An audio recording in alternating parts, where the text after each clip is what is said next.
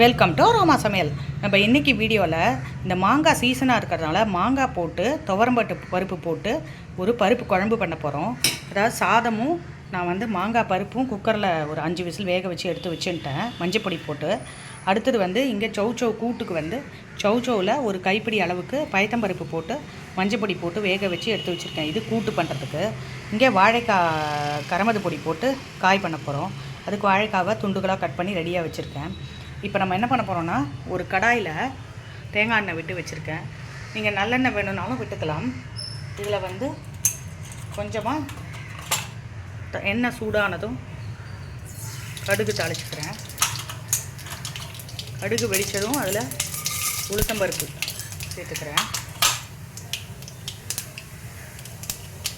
கடுகு உளுத்தம்பருப்பு அது கூடவே பெருங்காயம், அப்புறம் கடுகு உளுத்தம்பருப்பு நல்லா லைட் ப்ரௌன் ஆனதும் அதுலேயே 3 பச்சை மிளகாய் குறுக்கில் கட் பண்ணி வச்சுருக்கேன். அது கூடவே கருவேப்பிலை தாளித்து வச்சுக்கணும்.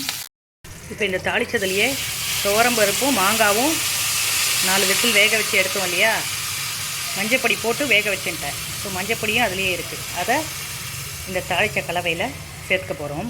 இது ரொம்ப நல்ல மணமாக சுவையாக இருக்கும், எல்லாருக்கும் பிடிக்கும். இந்த வெயில் காலத்தில் மாங்காய் சீசனாக இருக்கும்போது இது பண்ணும்போது நல்ல டேஸ்ட்டாகவும் நன்னா வரும். இதில் தேவையான அளவு உப்பு சேர்த்துக்க போகிறோம். இப்போ உப்பு சேர்த்துன்ட்டேன். இதை நல்லா கலந்து விட்டுக்கணும். இதுலேயே புளிப்பு இருக்குது. காரத்துக்கு நம்ம பச்சை மிளகா மட்டும்தான் சேர்க்குறேன். உங்களுக்கு தேவைப்பட்டால் நீங்கள் கொஞ்சமாக சாம்பார் பொடி ஒரு அரை டீஸ்பூன் வேணும்னா சேர்த்துக்கலாம். இந்த குழம்பு சாதத்தில் நெய் சாதத்தில் பிசைஞ்சு சாப்பிடும்போது ரொம்ப நல்ல டேஸ்ட்டாக இருக்கும். அதுக்கு தான் நான் வாழைக்காய் காயும் தொட்டுக்க, அதுக்கப்புறம் சௌச்சௌ கூட்டும் பண்ணுறேன். இது கொஞ்சமாக வேணும்னா தண்ணி சேர்த்துக்கலாம். நம்ம கொஞ்சம் கொதிக்க விடணும். இப்போ இந்த மாங்காய் பருப்பு குழம்பை நல்லா கலந்து விட்டுக்கலாம். இது கொதிச்சுட்டே இருக்கட்டும் சிம்மில். அந்த கேப்பில் நம்ம தேங்காய், 3 பச்சை மிளகா, சீரகம், இதை சௌச்சௌ கூட்டு இங்கே வேக வச்சு வச்சுருக்கோம் இல்லையா, சௌச்சௌவும் பயத்தம்பருப்பும், அதுக்கு நம்ம அரைச்சி எடுத்துன்னு வந்துடலாம். இப்போ சௌச்சௌ கூட்டுக்கு அரைச்சின்னு வந்தோம் இல்லையா, அந்த விழுதை இந்த பருப்பும் சௌச்சௌவும் வேக வச்சு வச்சுருக்கோம் இல்லையா, அதில் சேர்த்துட்டு இதுக்கு தேவையான அளவு பெருங்காயமும் அது கூடவே இந்த டிஷ்ஷுக்கு தேவையான அளவு உப்பும் சேர்த்துக்கிறேன். சேர்த்துட்டு இதை நல்லா கலந்து விட்டுக்கணும். இது ஒரு 2 நிமிஷம் கொதிக்கட்டும். கொதித்த உடனே நம்ம தாளித்து கொட்டிடலாம். ஸோ சௌச்சௌ கூட்டும் மாங்காய் பருப்பும் இந்த பக்கம் ரெடி ஆகிடும். இங்கே மாங்காய் பருப்பு கொதிச்சுருக்கு, இங்கே சௌச்சௌ கூட்டு இந்த அடுப்பில் ரெடி ஆகிடும். சூப்பராக இந்த மாங்காய் பருப்பு இங்கே இந்த பக்கம் ரெடி ஆகிடுது. அதே மாதிரி இந்த பக்கம் சௌச்சௌ கூட்டும் நல்லா கொதித்து ரெடி ஆகிடுது. இதுக்கு கடுகு கருவேப்பிலை தாளித்து கொட்டிட்டோன்னா இதுவும் நல்ல டேஸ்ட்டாக நல்லாயிருக்கும்.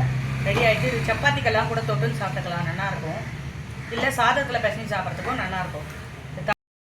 இப்போ சௌச்சௌ கூட்டுக்கு நெய் 1 ஸ்பூன் உருக்கி வச்சுருக்கேன். அதில் கடுகு சேர்த்துட்டு, கடுகு வெடித்ததும் கருவேப்பிலை சேர்த்துக்கலாம். சேர்த்துட்டு சௌச்சௌ கூட்டில் அதை சேர்த்து விட்டுறலாம். சூப்பராக மாங்காய் பருப்பு சௌச்சௌ கூட்டு 2 ரெடி ஆகிடுச்சு. இப்போது இந்த வாழைக்காய் காய் பண்ணுறதுக்கு எண்ணெய் காஞ்சிடுத்து. கடுகு போட்டுக்கிட்டு இந்த கடுகு வெடித்ததும்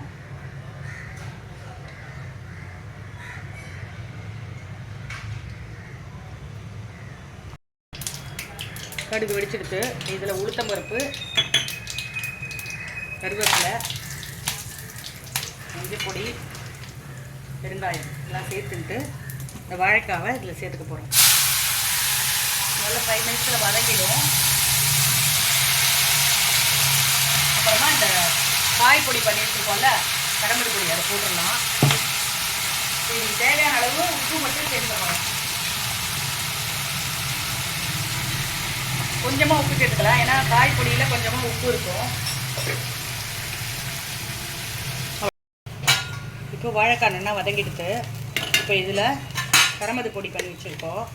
அதை ஒரு 2 டேபிள் ஸ்பூன் அளவுக்கு போட்டுட்டு நல்லா கலந்து விட்டுட்டு ஒரு 1 or 2 மினிட்ஸில் அடுப்பு ஆஃப் பண்ணிடலாம். அவ்வளோதான், இது ரெடி ஆகிடும். இதை நல்லா மிக்ஸ் பண்ணி விட்டுக்கலாம். நல்ல முருகலாக ஆயிருக்கு வாழைக்காய். அவ்வளோதான்.